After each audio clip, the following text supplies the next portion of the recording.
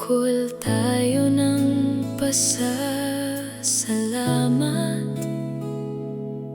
sa lahat ng mga biyayang ating natatanggap. Ang mga gawa ni El Shaddai ay ipahayag,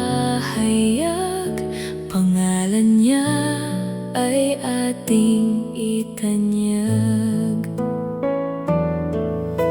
Purihin natin ang Panginoon,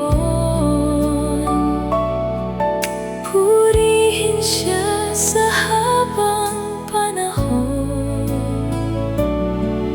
Itaas ang ngalan niya, pasalamatan natin siya. Purihin ang Panginoon sa habang panahon.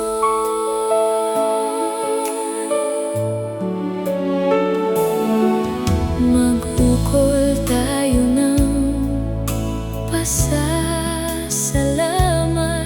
sa lahat ng mga biyayang ating natatanggap. Ang lahat ng gawa ni El Shaddai ay ipahayag, awitan siya